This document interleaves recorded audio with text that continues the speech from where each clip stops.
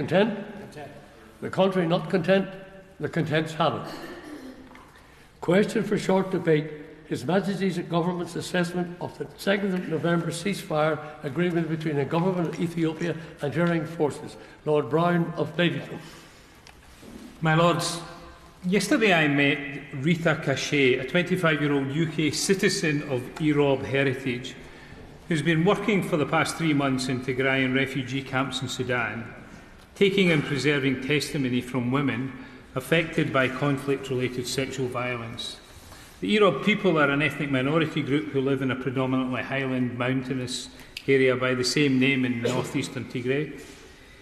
The testimonies Rita has taken record the existential threats and catastrophic humanitarian suffering her people have endured at the hands of Eritrean and Ethiopian forces. The massacres, kidnappings, rape, lootings and abduction committed on her people since the beginning of the war in Tigray in November 2020. 10 members of her own family were massacred while celebrating Christmas in January 2021.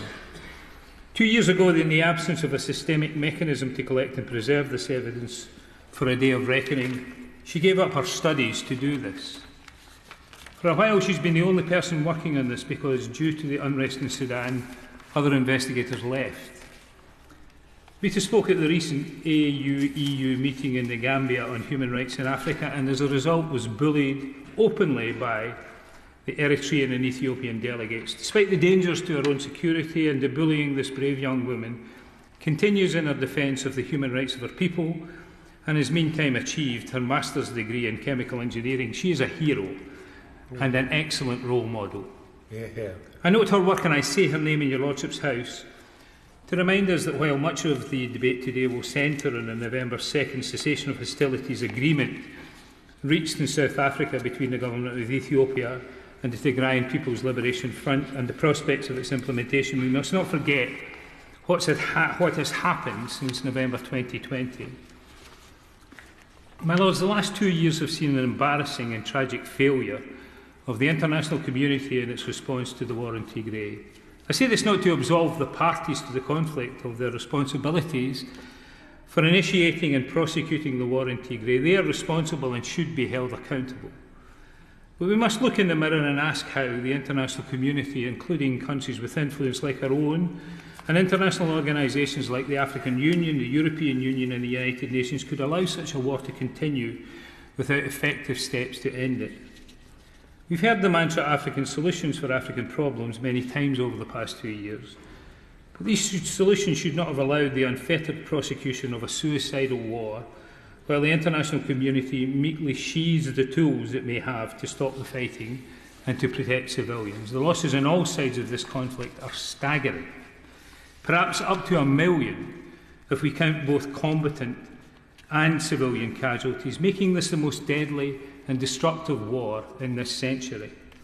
War crimes on a vast scale have been committed, and ethnic cleansing and genocide inflicted on Tigray by the Ethiopian government, its allies and Eritrea. All of this is confirmed by the only reasonable interpretation of the International Commission of Human Rights Experts in Ethiopia in the report presented at the UN in September. That said, we now have an agreement to silence the guns, and that agreement has been supplemented by the Commanders' Agreement of November 12 signed in Kenya. My Lord, it's apparent that these agreements will be extremely challenging to implement, and the risks of a renewed conflict are real. Today we must all ask what our government and other countries and organisations can do to strengthen the framework for peace and accountability, or we will be judged as having utterly failed millions of Tigrayans and the people of Ethiopia. Accordingly, I ask the Noble Lord the Minister what assessment His Majesty's Government have made of the following. First, the cessation of hostilities ceasefire agreement between the Government of Ethiopia and Tigrayan forces, and agreed on 2nd November, and its supplements.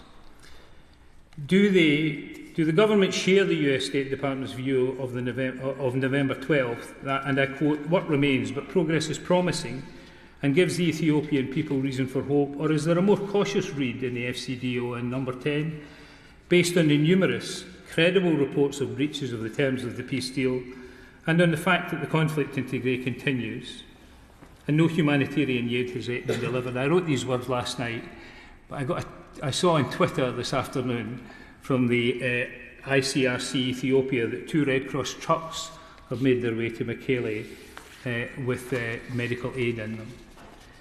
Second, how the ceasefire terms will be monitored and verified. This is the issue that worries me most. Considering that the stated mechanism for verification includes only 10 individuals without any ability to monitor the situation on the ground in Tigray. Given the scale of this war, is it beyond the resources of the international community to gather and deploy a robust capability to police, to monitor and verify observance and breaches of the terms of this peace accord?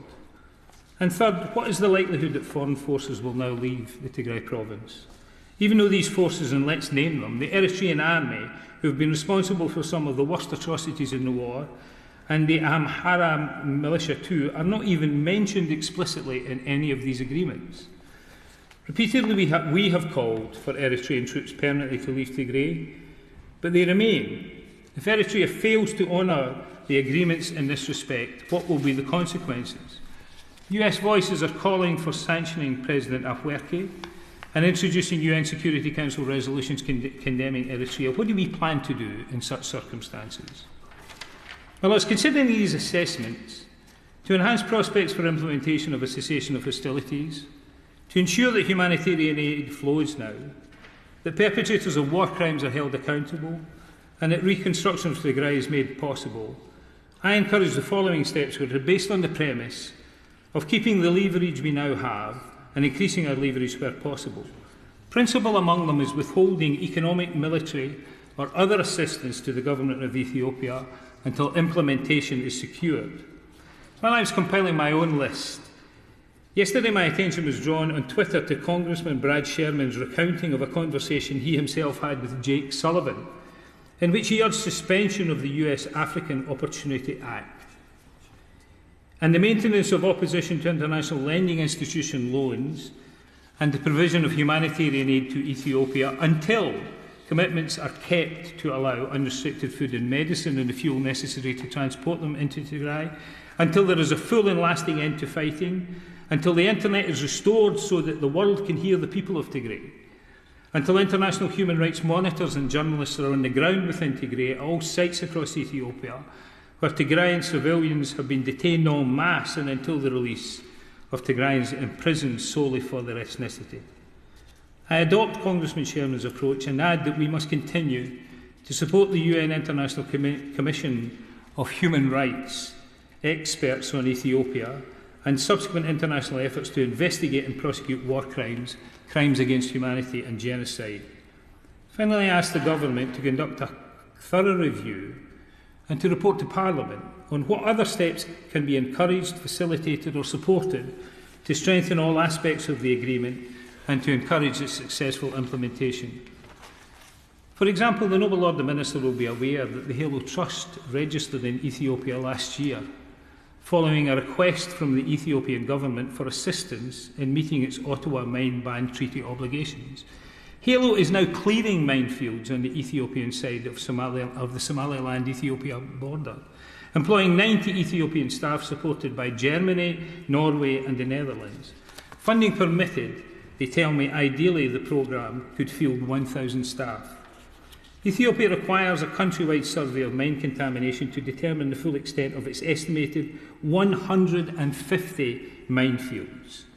The peace deal should pave the way for deployment of explosive ordnance disposal teams across the Tigray, Amhara and Afar regions. The United Nations Mine Action Service announced last week that it has secured US $2 million of funding from the government of Japan to deploy a limited EOD capacity in Tigray and has asked Halo for assistance.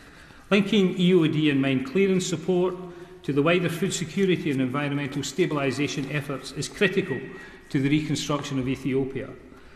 The Halo Trust, with 20 years of experience in the Horn of Africa, is well placed to assist.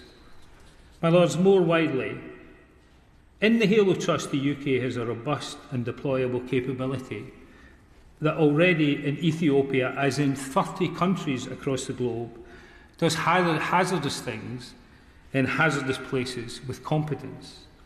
In the context of its developing resilience strategy, and bearing in mind my comments about the absence of deployable capability to monitor or verify the implementation of the peace agreement, has the government thought about how this experienced and trusted NGO could form the basis of a capability needed in times like this, when a conflict moves into the